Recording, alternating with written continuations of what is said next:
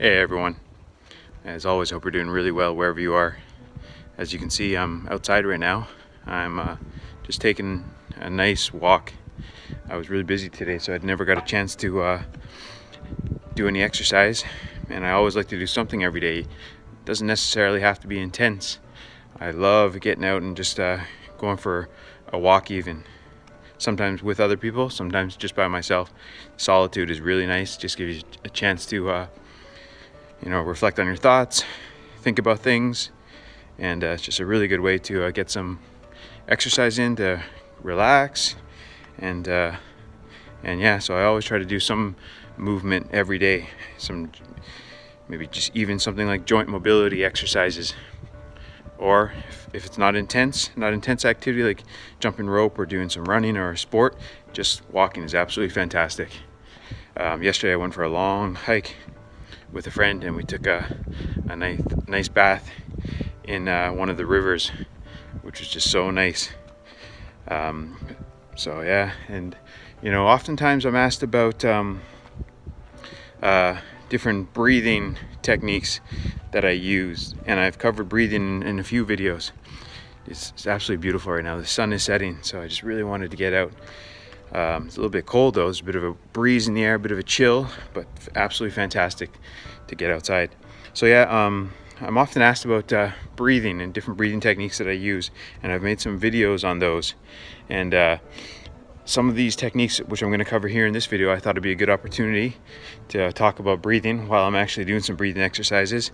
A lot of these techniques were influenced by things I read over the years in textbooks, and even athletes that I've heard talk about breathing, such as like UFC fighters, boxers, ice hockey players. And one person that had a big impact on my thinking about breathing was the jiu-jitsu coach, Steve Maxwell, who was the first person to get a black belt from the Gracie family. He's got a wealth of knowledge. He's got a YouTube channel. He's got a website. Just a lot of knowledge. So when I go walking, oftentimes I don't think about breathing at all. I just breathe as it naturally happens, typically using my nose. I inhale and exhale with my nose, and I try to do so quietly. It just happens like that. If I pick up the pace, obviously I'm going to breathe a little harder. For example, if I have to walk upstairs, I'm going to start breathing a little bit harder.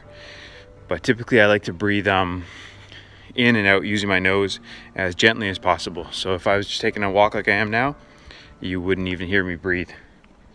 And babies, they typically breathe in and out with their noses. They breathe very peacefully, especially if they're at rest or just doing easy walking. All right, so anyways, if I want to incorporate some breathing exercises into walks, when I take walks, here are a few that I do. The first one, I'll start off kind of basic, and then I'll kind of progress.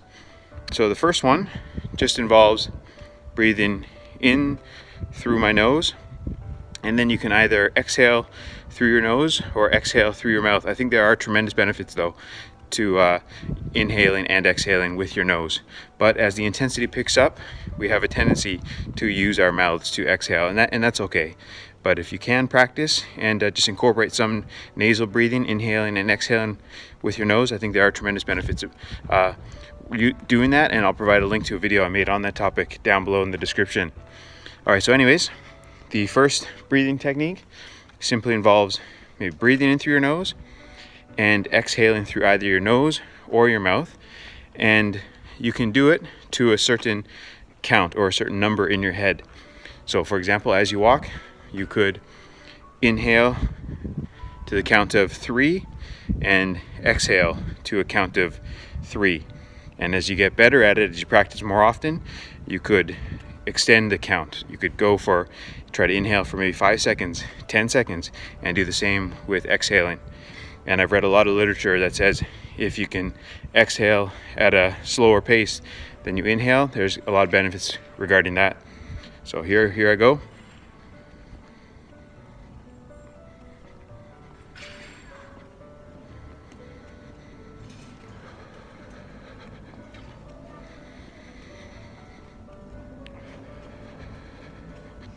So I was just inhaling and exhaling for a certain number in my mind.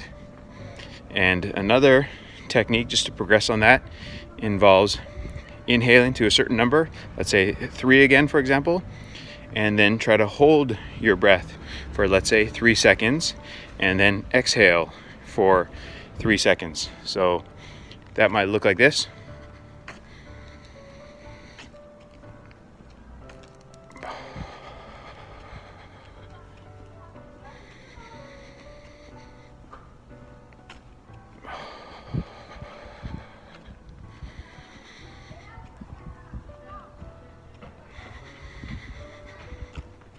Okay, so that's another variation.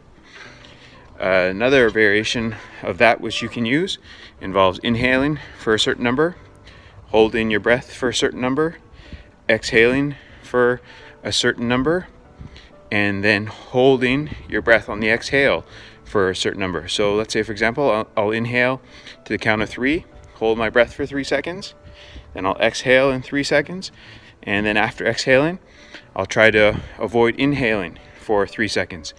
And that's a popular technique with practitioners of the breathing technique called Buteyko. They often practice holding their breath after exhaling for a short duration of time. And apparently there are a lot of health benefits with doing this, and I can testify that when I started including that technique into walks and to exercise, it felt like it made a tremendous difference to my lung capacity, my cardiovascular capacity, and just my overall health. So let's say, for example, I'm going to inhale for 3 seconds, hold my breath for 3 seconds as I walk, exhale for 3 seconds, and then hold my breath on the exhale for 3 seconds before repeating that. So here we go. I'll do it first with my nose.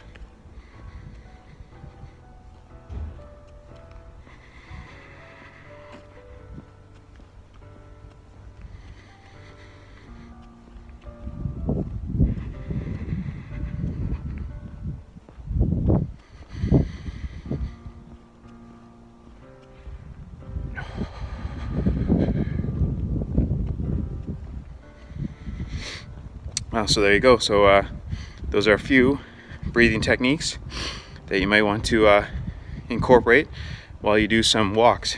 You could call it meditative walking. So as I said, oftentimes when I take walks, I might not focus on my breathing. I just let myself breathe as I naturally would, depending on the pace that I'm walking and the terrain.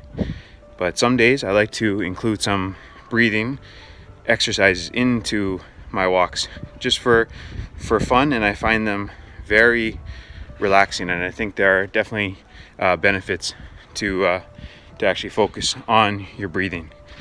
A lot of yogis would say that if you can focus on your breathing, you can get a real calm state, and everything else kind of fades away. Things that might have been bothering you prior to doing the breathing will just fade away. The idea is just to focus on your mind on one thing. Focus on your inhales, your exhales, and all of a sudden your mind might feel unburdened. So let me see, I did the breathing. Yeah, so those are a few breathing techniques that you may want to try doing. And I'm not a doctor, but these are things that I do, and if you want to try doing them yourself, maybe speak with your physician first. But these are things that I do, and I've picked them up from others, and I found them to be very helpful. I got to make some jump rope tutorial videos. I've been working on some. I've been so busy lately, but absolutely love making videos, YouTube videos, exercise videos. So I want to get back on those soon, and I'm gonna go home soon, and I'm really looking forward to watching the Errol Spence Mikey Garcia fight that was actually on a few hours ago, but I couldn't see it. So I'm looking forward to watching it later. I don't know who won, and there are two tremendous fighters, both champions.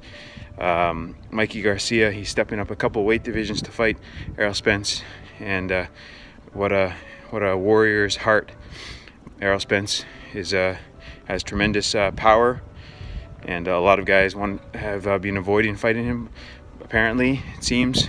But Mikey Garcia was keen to step up and take on the challenge. So you have to admire that. All right, it's getting a bit chilly, but absolutely fantastic to get outside. The sun is setting. All right, until next time, everyone. I hope you enjoyed this. Thanks for watching.